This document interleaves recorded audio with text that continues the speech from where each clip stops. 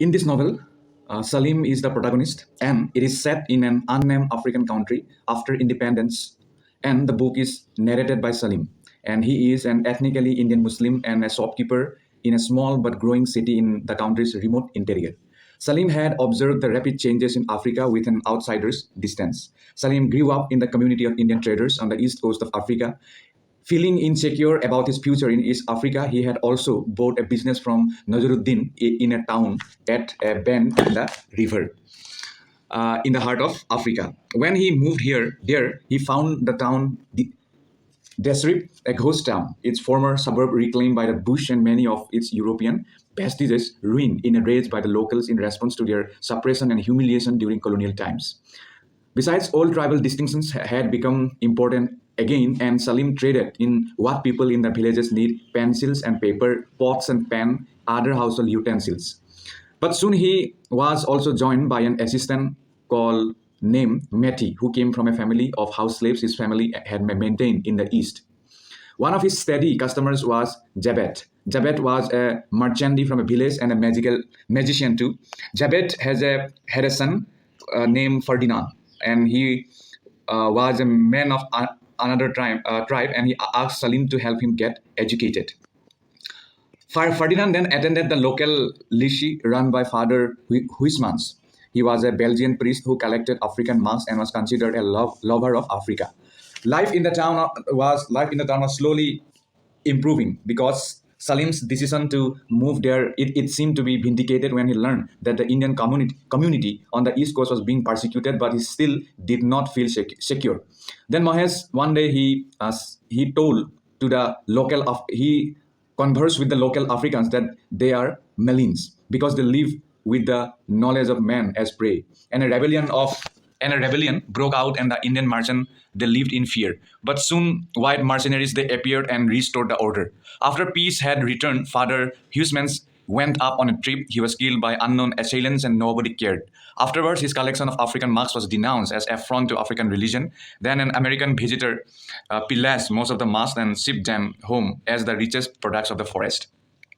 So it's a through the novel, the writer has also tried to depict how after the independence of African nation, people have had suffered, and he had tried to compare how the people of innocent African people were before and after the independence of their nation. The town now developed into a trading center for the region. Then the government agencies sprung up. European salesmen and visitors they arrived. Salim's friend Mahesh and Soba they became successful with their new Big Burger franchise. The new army then arrived, poachers of ivory and thieves of gold. The portraits of the president, the big men, were displayed everywhere. A new section of town was built, the state domain, to showcase the president's vision of a new Africa. Yet buildings were shoddy. The tractors at the agricultural center they never got put to work, and much of the domain fell quickly into disrepair. Then Salim called it a hoax. Then the domain was soon converted into a university and conference center.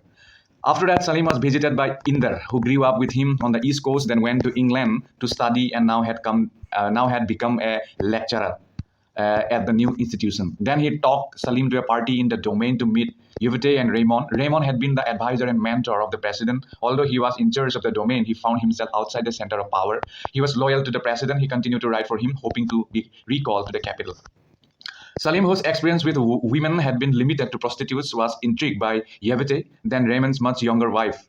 And later, after Inder departed with the steamer, then Salim and Yevete started an adulterous affair right under Raymond's eyes. Eventually, the liaison broke down. Then Salim was hitting her and spitting on her between the legs. Then Raymond's attempt to please the big men were not successful. Instead, the president published a very small, brief book of thoughts, maximus 2 or 3 thoughts to each page, each thought about 4 or 5 lines long. Like others, Salim was forced to buy copies of the book for distribution. The local youth group displeased the president and was denounced in one of his propaganda speeches. Consequently, unrest grew, corruption and extortion became more prevalent, and a liberation army formed underground. They rejected the president, his cult of the Black Madonna, his vision of Africa, and wanted to return to the truthful laws of the ancestors. Then Salim looked for a way out. He traveled to London, where he met Nazaruddin. Nazaruddin sold his business to Salim, and he moved to Uganda. He left it there because of persecution, and moved then to Canada. There he left it because of his capitalistic rapaciousness, and finally landed in London, where he became a landlord. After that, he bemoaned the lack of security for honest businessmen, that there was no safe place. Salim became engaged to Nazaruddin's daughter, but soon returned to his place in Africa. Upon arrival, he learned that his business had been expropriated under the president's new program of radicalization and transferred to a local. Then, as state trustee was ignorant and lazy and retained Salim as a manager and chauffeur. Salim then recognizes that all was lost. He had hidden some ivory on his property, but betrayed by Matty and was found out and put in jail. Then he was presented to the commissioner, Ferdinand, who had moved up in the administration after receiving training in the capital. Ferdinand told him that there was no safety, no hope, and that everybody was in fear of his life. So he said, we are all going to hell, and every man knows this in his bones. We are being killed. Nothing has any meaning. Then he set Salim free and told him to leave the country. Salim took the last steamer before the president arrived. During the night, there was a battle on the ship, and as rebels tried to kidnap it, the attack was repelled, but the attached barge full of Africans was snapped loose and drift down the river. So if we talk about a character, Salim is the narrator and protagonist. Salim grew up in a family of merchants among the ethnic Indian community on the East African coast. He was fearing imminent violence as nations throughout Africa, they gained independence. Then Salim has also relocated to a former colonial town in an unnamed nation in the continent's interior. Besides, Salim sees himself as a perpetual outsider. He had never fully felt that he belonged to the Muslim community of India, from where his family came, and yet never quite African either. So it is a quite a dilemma for them. As such, he tends to situate himself as a detached observer. Forever he was watching what's happening without taking fully into it. If we talk about Inder is Salim's childhood friend who also grew up on the East African coast, and he is the grandson of a wealthy moneylender. Though he was raised in luxury, Inder's family lost its wealth and influence in a rebellion that raged along the coast upon independence. Then he had also felt lost and alienated after graduating from a prestigious university in England. Then Inder had also pledged to forge his own path and stamp out all sentimental desires for the past. Later, he became a traveling lecturer who speaks on political and philosophical issues related to newly modernizing Africa. If we talk about Raymond is a historian and former mentor to the president. Now in his 50s, and he was supervising the Polytechnic Institute in the domain.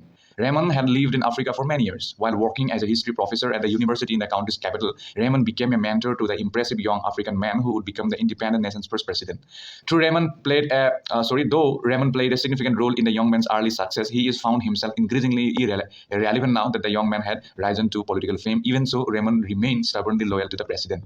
Father Huisman, he is a Belgian priest. Father Huisman, who runs the local secondary school, he is a relic of the colonial past. In his 40s, Huisman maintained a belief in European superiority and a reverence for European colonialism. Despite also nurturing a fascination with local African religion, he believes that true Africa is dying and works to collect as many masks and other emblems of African spiritual traditions as he can.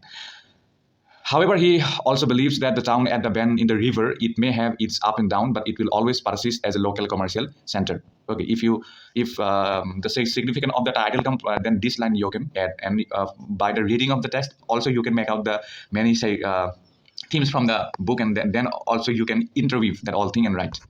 If you talk about Mehdi was Salim's assistant. Mehdi is a half African boy who grew up on the East African coast in a compound belonging to Salim's family. He was originally known as Ali. He took on the name Mehdi when he left the coast to join Salim in the unnamed town at the bend in the river. His new name derives from the French word métis, which means mixed and refers to his mixed race heritage. Though energetic and quick to adapt to his new life, and despite starting a family in the town, Mehdi never said his outsider status and grows increasingly morose and disenchanted. Okay, and there are many other characters. I will not talk. This you will also get in the net. That's it. Thank you so much. Hello, everyone. In this video, I shall try to discuss and give you an insight about a novel written by V.S. Naipaul, and the title of the novel is A Bend in the River. So without any delay, let's begin it. A Bend in the River, it is a 1979 novel by a Nobel laureate V.S. Naipaul, aka Sir Vidyadhar Suraj Prasad Naipaul. He was born on 17 August 1932 and died on 11 August 2018. But he is commonly known as B.S. Naipaul for all the readers of the world. And he was a Trinidad and Tobago born Indian writer of works of fiction and non-fiction in English.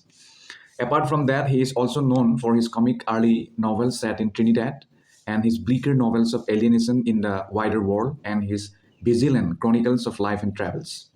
Besides, he had also written in prose that was widely admired, but his views sometimes aroused also controversy. But he has published more than 30 books over his 50 years of career.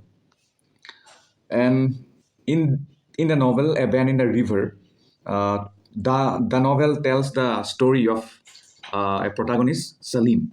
Salim is a merchant in post-colonial mid 20th century Africa. He is one of